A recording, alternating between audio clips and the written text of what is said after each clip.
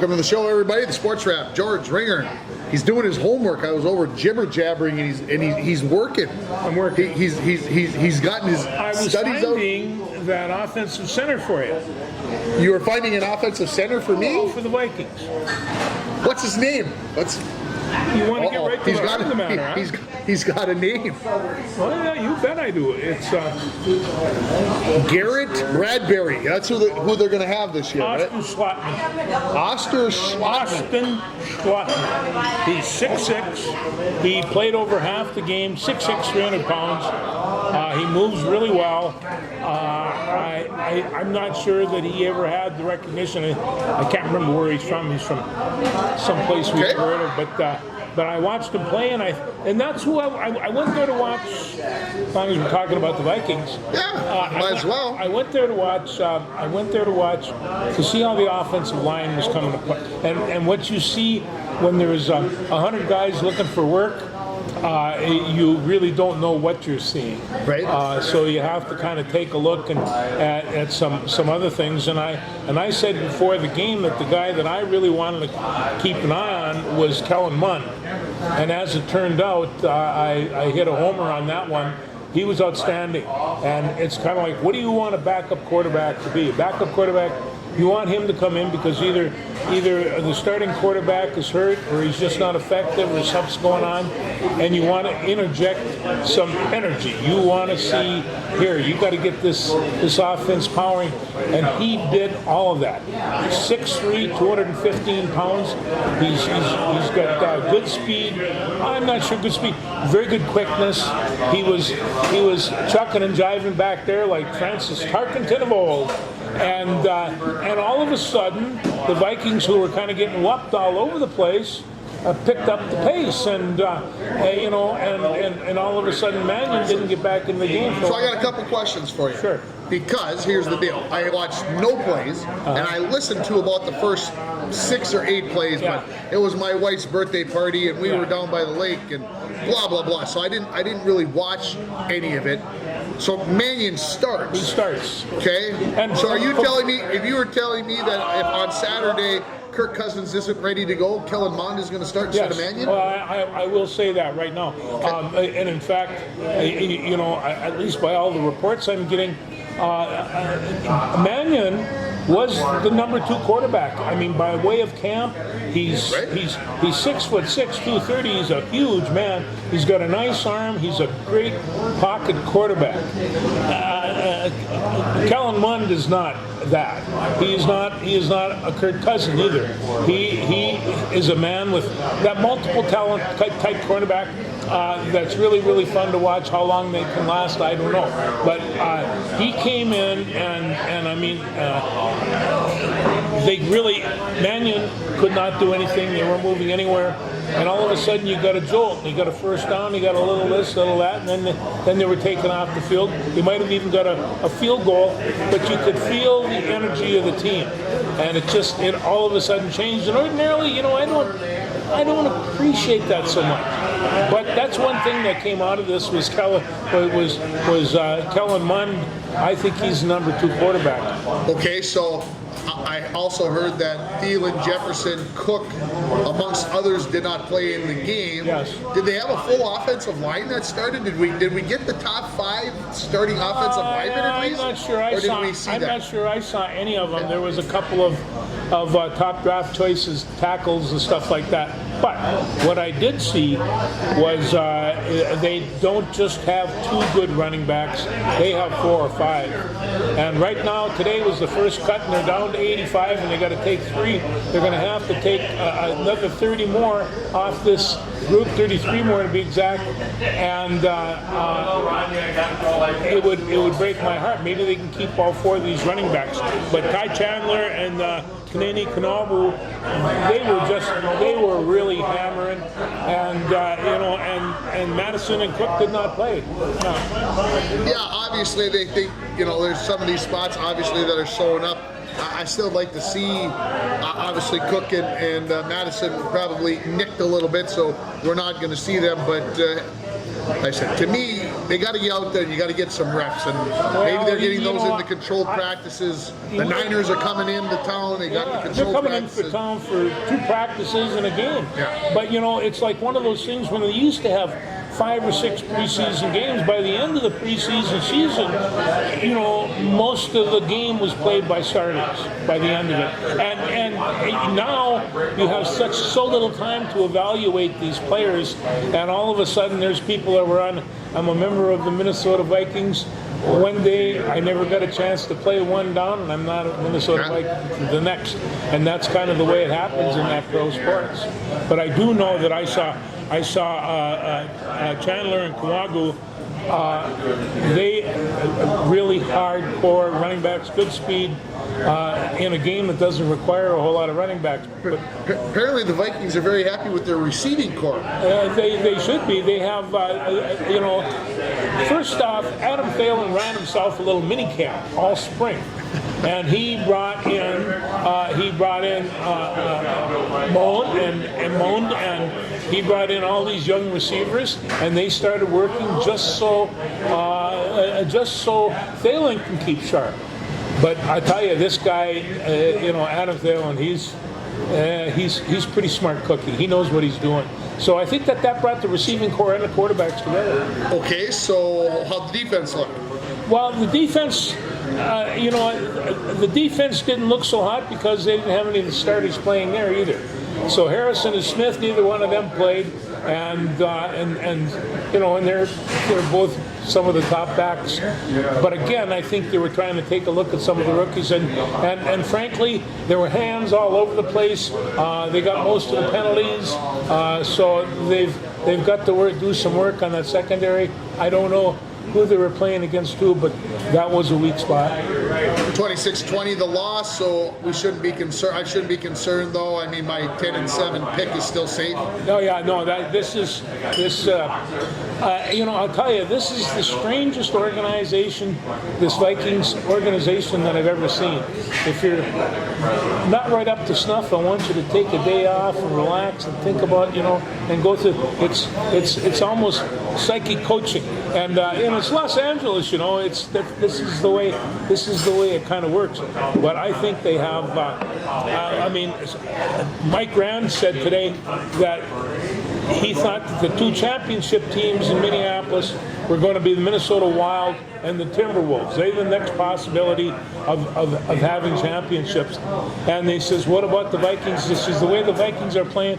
They're never going to be better than mediocre. And I disagree with that. I think they have way too much talent.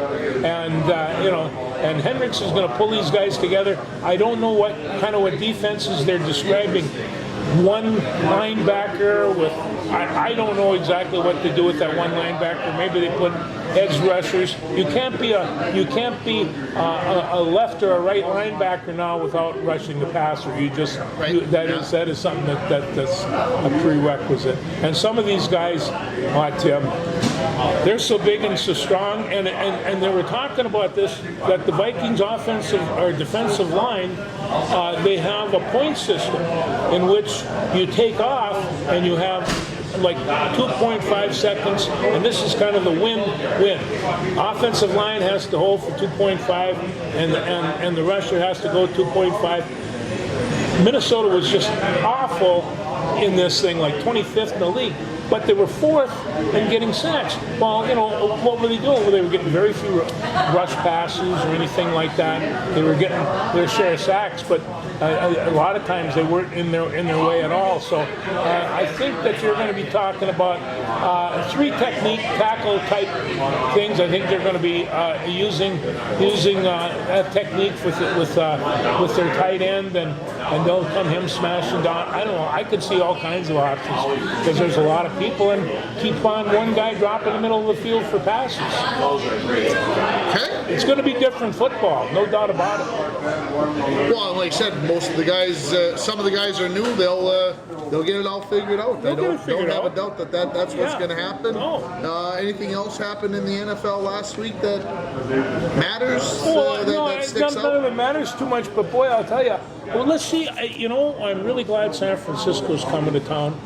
Yeah, because they beat the Packers. Yeah, I just want to see who their quarterback is. Okay. And so, Well, I think we know who the quarterback is going to be. The question is, are we going to get to see him play? well, is Garoppolo still with the team? He is, but they've already named Trey Lance the starter. Which means you're going to get to see Garoppolo on Saturday because Trey Lance is going to be sitting on the bench, picking his nose. Picking up balls that these kids that scored their first NFL touchdown. You heard about that last week. Some eighth string receiver gets his touchdown and he throws the ball away. Well, Lance was on the bench and he ran down and picked up the football for him, and then he came over to the bench and they were talking. He says, well, I got your football. And he's like, what do you mean you got my football? He says, the one you just caught for a touchdown. He says, I went and picked it up. He said, the receiver said, that's Trey Lance. That's why everybody loves him on this team. That's why he's a leader, because he's always watching out for everybody else. He's a always small-town Minnesota boy, and he launched himself all the way to Fargo to become a superstar. I mean, if that ain't humility, and he's chock full of talent, he really is. I still think he was a reach at number 3. I can't get it out of my mind. I think he was a reach at number 3 overall, but the 49ers might prove me wrong. You just never know. You just never know. I've been toting the barge, hailing you people with CFL updates, and unfortunately the Winnipeg Blue Bombers went down in defeat last week. In those darn kickers, their kicker Leggio, he misses a field goal at the end of regulation to win it, and then Montreal kicks a 43-yard kicker, and he bangs, and I mean banged it off the upright from 37 yards out. The ball bounced out about 15, 18 yards. That's how hard he hit the upright. So he hit it square. Had plenty of leg, obviously, from 37. So the Bombers lose in overtime. They're now 9-1. Dang it! They get an off week. That's the worst part about it. Now they got that sitting in their craw for a week. Maybe that'll spur them to the end and go 17-1 because they play an 18-game schedule. Yeah, I watched Edmonton play the other night and just kind of get a grasp of how. I mean, they got a 55-yard line. What can you say? It's just like and those end zones. I just know as a defensive coordinator, that would drive me crazy. But there's no defending in the end. You can't change how you defend when you get close to the goal line like you do in American football. Right. American football, you get up on them, you press them, you get in their jock, as we like to say, and you don't give them any room and hope that your rush is going to get there. It's not the case in the Canadian Football League. You get up close, they're just going to throw it right over the top of you. So, different type of ball game, and it's exciting though, and after you get used to people running around before the ball snap, you think, geez, when they break the line of scrimmage, those guys are flying. They are flying. Yeah. Two things that I'd like to see, and one thing I'd like to see, and another one I'd like to see tried. I don't think I'd like it if I was coaching, but in the Canadian Football League, you have to allow the punt receiver a 5-yard halo around him to catch and field the ball, or it's a 15-yard penalty. I would love to see that rule in the NFL with the guys you have, the talent that you have. I think it would be great. The other rule that I think would be interesting, and I wouldn't like it as a line coach, but I would love to see, is in the Canadian Football League, defensive linemen have to line up 1 yard off of the ball. So when it gets to be 4th and 1, 3rd and 1 in the Canadian Football League, it's almost a given that they're going to get a first down. It's so rare that you can stop somebody because you've already got a yard in between you. So, having said that, I would be interested to see how the NFL game, the pro game, the college game, the high school game would change with those linemen having to be a yard back, because I think back to when we were coaching high school football, sometimes you'd flex your nose off the line a half yard or a yard just so that he could get going a little bit. But I do remember once in a while the coach would say, when you're working against a good center and 2 good guards, back off a little bit. Wait till they react. Don't just go smacking them because they'll get 3 of it and you're going to get that's on the nose. You got to watch it. So just back off a little bit, and when the ball snaps, now you can react. Now you can react. And it's and of course at the center position a little different because you're that nose because you're right up next to the center. Every other position you got to have at least the football and maybe a little bit more in between. So interesting dynamic, but like I said, I like watching the Canadian game, kind of like because you said with everybody running around. It's great. There's something going on every play. I'll tell you that. Just looking over here on the TV, they're talking about the WNBA playoffs, and for the first time in a dozen years, 13 years, the Minnesota Lynx are not in the playoffs. Well, let's just talk about Sylvia for a second there. She has been like an icon for a long time, and she's retired. She's retired, and you wonder how that will change the dynamics of this team, because she was a steady presence in there for the last 7 years. I think she was with the Lynx. So how do you find somebody to replace basically a double-double per game? Yeah. And also, again, we're talking about guys like Lance. She's also one of those super people that just like. Yeah. She's going to be a mortician. She's a mortician. Well, there you are. Oh, there you go. Yeah. Everybody's going to want to go to her funeral home because she's Sylvia Fowles. They're going to be like, well, hey, Sylvia Fowles is here Fowles at the funeral. She's Fowles funeral. Yeah. Yeah, if she moved to International Falls, she'd be Fowles funeral. I'd like that. Anyway, I think we're going to miss that one. We're going to miss that one a lot. They talked about the end of the season and how Cheryl Reed said she couldn't make the team do what she thought she wanted them to do. They just wouldn't buy in. Yeah. They wouldn't do what they wanted to do. She talked about her point guard play. One thing that you've found down the stretch, Rachel Banham became non-existent over the last week. Mariah Jefferson, for lack of a better word, was horrid. Horrid. I watched about 5 minutes of the game on Sunday when they were in Connecticut. Connecticut's got a nice team. I think Jefferson in that time had at least 4 turnovers and she looked like it was like a JV player playing against the varsity. Pocket pick, bad passes. It was tough to watch. Matter of fact, I couldn't watch it. That's why I only watched about 5 minutes of it, because I couldn't even force myself to watch it. And that's with their season on the line. They needed to win. Connecticut didn't have to do doodly squad. No, they didn't. They didn't have to do squad, and that team couldn't find a way to get over the hump. So a little frustrated I am, because I felt like early on that they had a decent team. A couple of injuries to some of their key players from last year gave them that 3-13 start, and we never really overcame that, and just really never did. And you were battling uphill from the whole time, and although we thought that they could get better, when you take a look at it, there was part of that season you would have thought that their finish was pretty remarkable, but it just wasn't enough. And at that level, you really better have your skates on tight, otherwise. So the NBA, we're going to stick with basketball. The NBA schedule came out today. Did you do any perusing? Do you care? No, but I did notice that the Lakers got LeBron for the rest of his life. Yeah, they signed him for 2 years for $97.5 million. Not too shabby. That's wow. That's a lot of millions. It's a lot of millions. Yeah. The NBA schedule, in my mind, doesn't really matter. I mean, do the Timberwolves play on Christmas? Do they play on certain days? The biggest thing that I want to do is, I want to say it's 10 years ago, I would say. I went down and watched the Wild in the afternoon and the Timberwolves in the evening. So I went from one to the other. And that's my goal for this year, is to find a Sunday or a Saturday and a Sunday. It doesn't have to be the same day, where I can go down and maybe take the Eli with me, and maybe my wife wants to go. She can come with. She can come too if she wants. Hey, happy birthday, hon! Again, What? I won't tell anybody how old you are, but I won't say it out loud. But anyway, she's welcome to come with too. But it could be kind of a guy thing.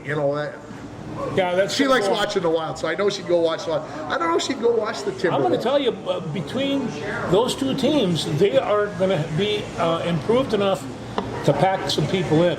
Especially the Wild. I don't think there will be any less than complete shutout or a complete sellouts for the crowds, probably for both teams, probably the entire season. It would be a shock if they weren't sold out. And the only reason the Timberwolves would not be sold out is because the seats are so far away that you can't hardly tell what's going on in some of the places in Target Center, which is one of the reasons why they want a new facility, and they need a whole bunch more luxury boxes so that they can, get another $3 jillion for those of us that want to go in luxury. Yeah. So, does that put basketball to rest? It's not going to start for another month. World Junior Hockey. Have you been watching any? I have been watching a little bit of it. Yeah. I wish I could say the same. I can't. I haven't. So USA played tonight, right? USA plays tonight against the Czech Republic. Went 4-0 in the pool group play, and I would say it looked pretty good. There's some very familiar names there for Minnesota fans with Faber and Kaiser and some of these other kids that are playing. They could be up to 20 years old, and we'll see. Canada went 4-0 on the other side. Sweden and Finland are right there. Predicting confrontation? Yeah. That's where it's going to be? Yeah, it'll be Canada. Although I'll tell you, Sweden and Finland both have good teams. Yeah, they do. And the Czech Republic's probably pretty good as well. Yeah, with the thing that surprised me was that they took Russia out because of what's going on. No surprise there. And they brought Latvia in out of the lower Latvia group. Is really playing well. And Latvia made the playoffs. So tell me how good Latvia played. And like I said, we'll see how things go. I would suspect on Saturday night it will be a U.S. Versus Canada final. I think that's what everybody wanted. It seems like for the first time in a few years they're not in the same pool, not in the same group, so they didn't play during the pool play, and so it looks like probably standing at the end. But like you said, Sweden and Finland right there. Don't be surprised if one of those two teams sneaks in there and or wins it. Yeah, there you are. So it's good. It's good hockey. The U.S. always plays at 9 o'clock our time, and that's a bad time for me to try to stay up and watch a hockey game. But having said that, maybe tonight, if I got a feeling it's going to be a blowout. I think they take care of the Czech Republic in a big hurry. And then the semifinals are on Friday and the finals on Saturday. Well, I'll tell you, I like watching the kids play, the ones that are coming up. You watch them play before they become famous, and you realize why they become famous. Well, yeah, there's a lot of wild draft picks out there playing right now. And, of course, with 10 teams playing, you got 200 guys, you got 30 NHL teams. Most teams have 5 or 6 guys out there that are already drafted. That are playing, so everybody's got their NHLers out there. So it's a good, fun tournament to watch. Usually is held at Christmas, New Year's time, but with COVID, got moved to now, and always good to have a little midsummer hockey. Midsummer hockey cools right down. And it's happening at Bronco Arena as well. It is, yeah. No, your grandkids should have come up and played 3-on-3 hockey. They have their own hockey camp going this week as well. So it's but I've been trying to spurge them a little bit. Like Bronco hockey's the best, but they came up. One of them came up and played not this winter, but the winter before, and I don't know. Yeah, but Midgey's got a little more horsepower than the Falls does. They do, yeah. They wind up going to the cities and the rest like that. So. But yeah, it's 3-on-3 hockey. If you haven't gone over and watched it, they got the concession stand open. You can go get yourself a box of popcorn, a hot dog, and a soda, and sit in the stands, watch a little hockey.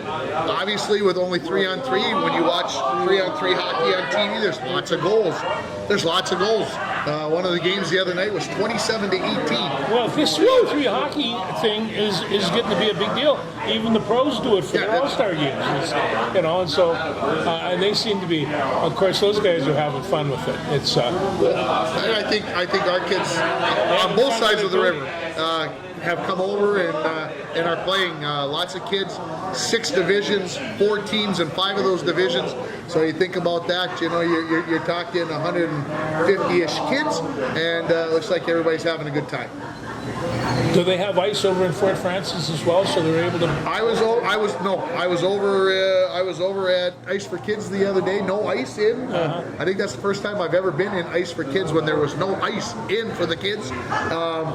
So I'm sure they'll get it going here about September 1st, because I think tryouts kind of started September for the Muskie teams, and of course the Lakers have their first game September 24th. So there'll definitely be ice in coming.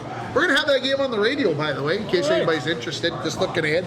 We're also going to have Muskie Football, their season opener, on the air on Friday, September 9th. We're going to pull a rare double.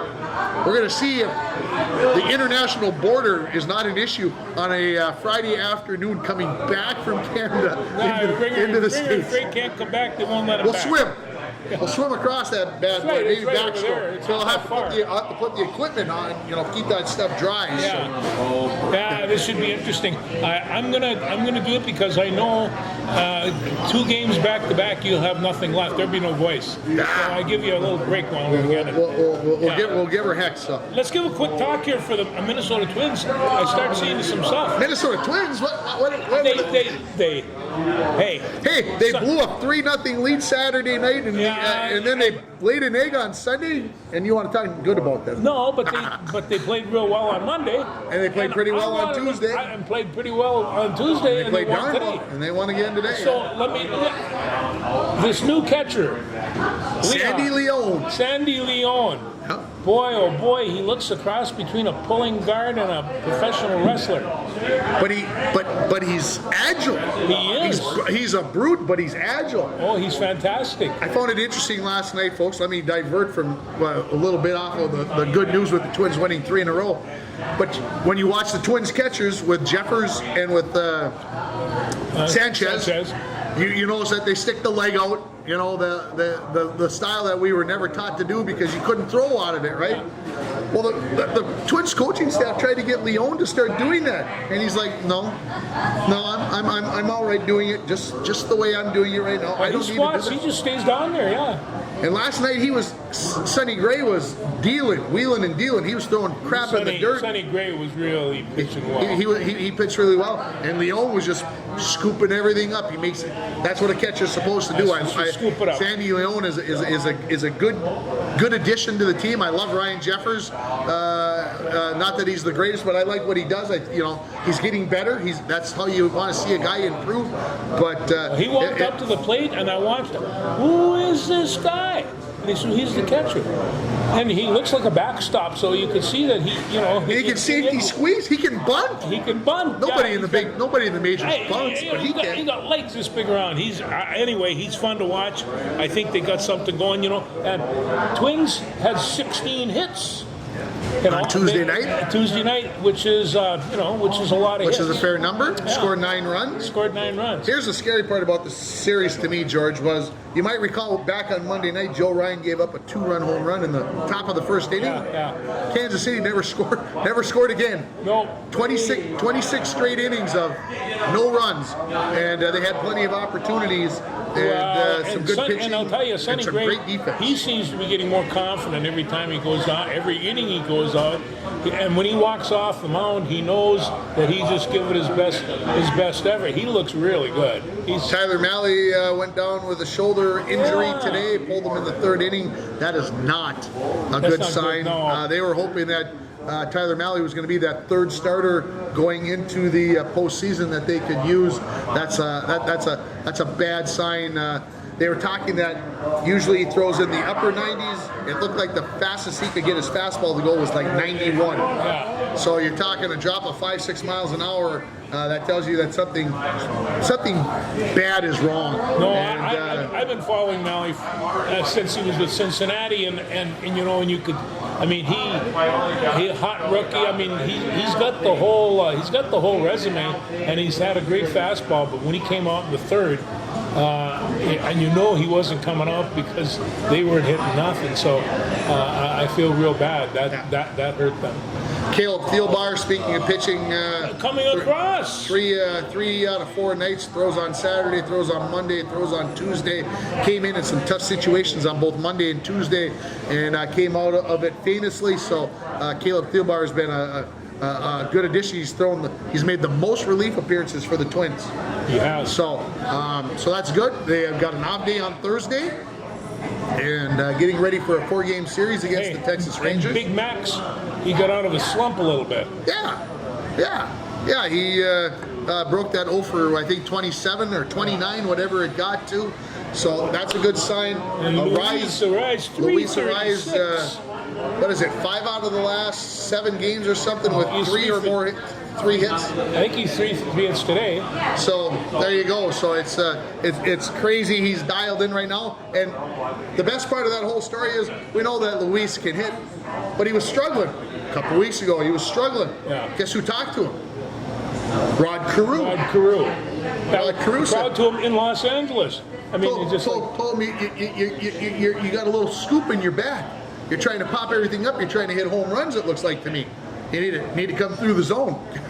Guess what's happened since then? So ever since old Sir Rodney talked to him, everything has come back together. Well, wow. I mean, to me, and I'll tell you, Rodney Carew, he had his slumps. I mean, I remember when they were sending him to hypnotists and doing all kinds of strange stuff, trying to get him out of it and get him to relax, because Rodney was the kind of ball player that he just struggled to even fight harder, because he had that kind of really easy swing.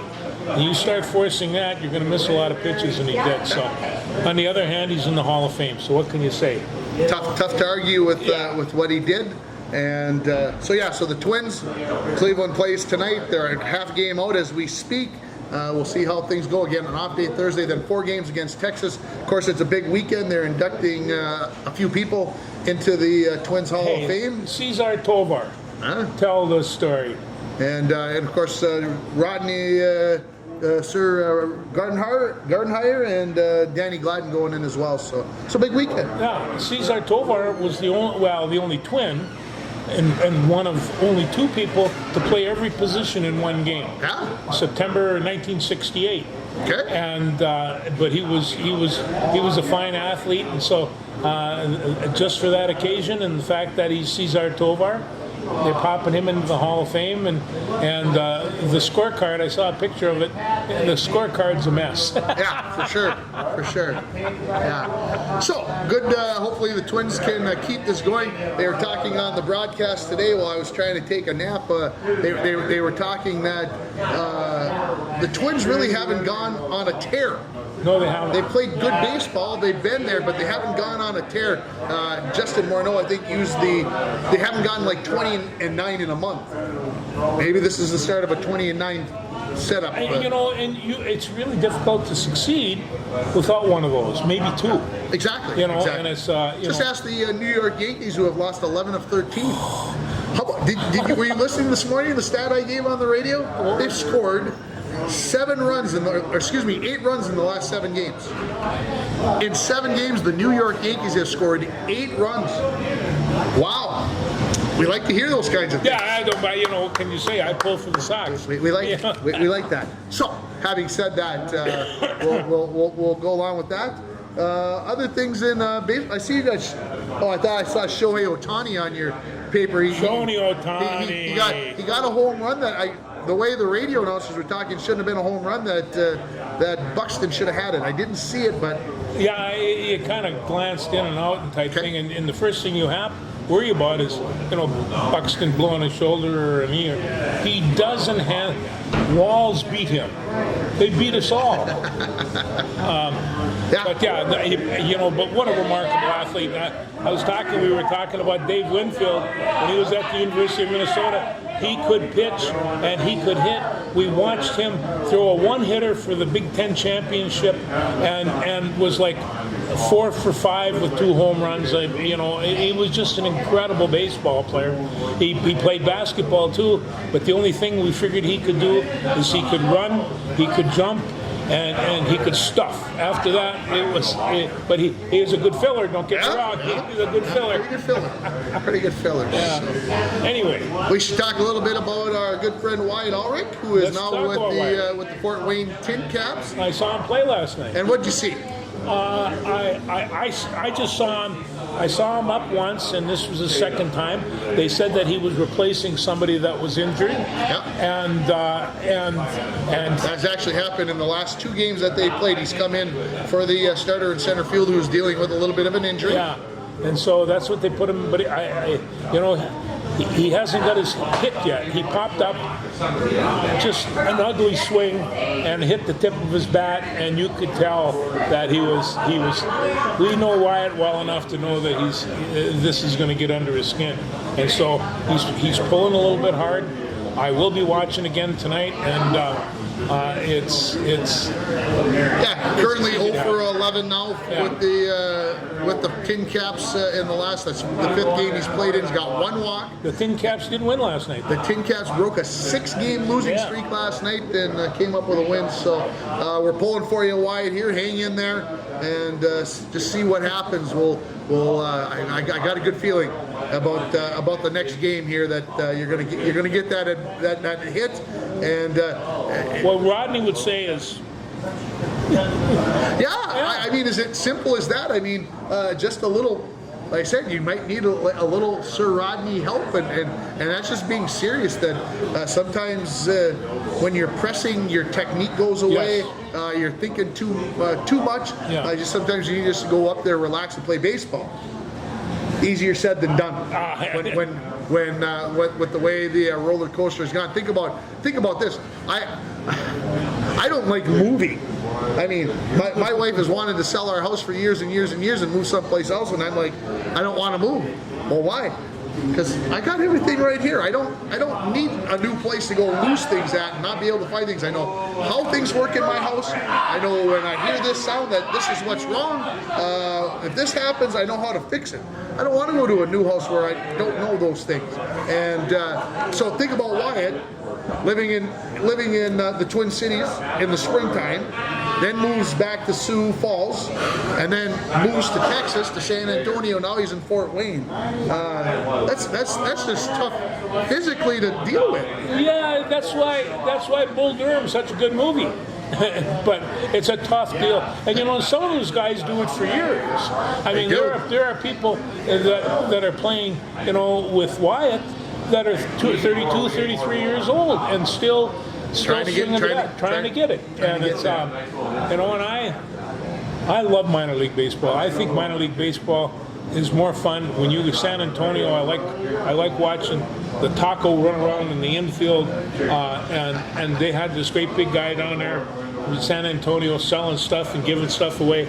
The missions, they were fun. He had to, but I thought actually he was playing pretty well down there. He was getting on base a lot, and so if he can start hitting the ball, I think that good things will come back. St. Paul Saints led 9-0 after 2 innings last night and lost 10-9. Don't have to say anything more than that. Just a good kick in the old testicles for everybody. Your friend Jorge Miranda, he's playing well. Yeah, got a 2-run dinger today. And there was a guy on the radio this morning that made a prediction that Jose Miranda would hit the first home run. I don't know who that guy was, but he must be pretty smart. He must be pretty smart. What do you get, a hamburger at the Border Bar? Out at Frontier Resort, out on the Ash River Trail. So I wish I could pick up on that. You never know. All right, what else you got in that notebook there, George? Let's see here. We should, before we leave baseball, Little League World Series starts today. Yes. I can't tell you doodly squat about it because I haven't followed it, but I'm sure by this time next week we'll have an idea who's going to be coming down the pipe. I got to just bring up a couple of names. Rodolfo Castro. Okay. He's the guy that got slid into third and his cell phone popped out of his pocket, and they suspended him for like 6 games. Is that how much? I didn't see that. I saw he got suspended. Which I thought was about the same as our friend, the football player. Yeah. I didn't see how long it was a suspension for, but don't put your cell phone in your pocket during the game. It's kind of like you see people take their cell phone everywhere. Well, that's a little bit too extreme. Yeah. Anyway, I got a big kick out of that. Then there's a Gopher game coming up here. September 1st. September 1st, and they're playing New Mexico State. Who's the coach in New Mexico State? I think it's a guy who used to coach with the Gophers. Yeah, Jerry Kill. Jerry Kill. And he's coming in early for some talk, some dedication, something or the other. I'm not exactly sure what it is, but Yeah, Jerry Kill. Hey, I like Jerry Kill as a coach. I think he's one of the top coaches. He just had to find a way to control his seizures and everything else that was going on medical wise. Well, I heard on my podcast today that Jerry Kill is one that speaks his mind, and he spoke his mind about PJ, and he doesn't care for Mr. Coach Fleck very much. Well, I hope that PJ sticks it up his rear end, Well, that's because what nobody messes with PJ Fleck. See, and that's what he says. He says he's got to be careful of this because he's liable to lose by 40 points. And it's, and I don't know how good a team the Gophers are in terms of the Big Ten and how many teams are going to beat. I do know I'd love to see them beat Iowa, get the pig back, but they got a good team, and they've got a lot of talent on this team. I think the biggest thing that we can say about this year compared to last year when they went 9-4, we know that they're not starting with Ohio State, which was a tough one, and they did okay. But anyway, I can tell you that today we did secure officially 4 tickets for Iowa on November 19th. So put a big X on your calendar. Yeah, it's already been stretched. Yeah, that's so they are transferred to me. They are in my possession. We are going to watch the Gophers in the final game against Iowa. So we got that. I see you got Serena Williams up here at the top. Serena, she's making a farewell tour, and so people have to realize that, she's getting beat pretty bad, but she's going around and saying hi, and she's, I always like the woman for style.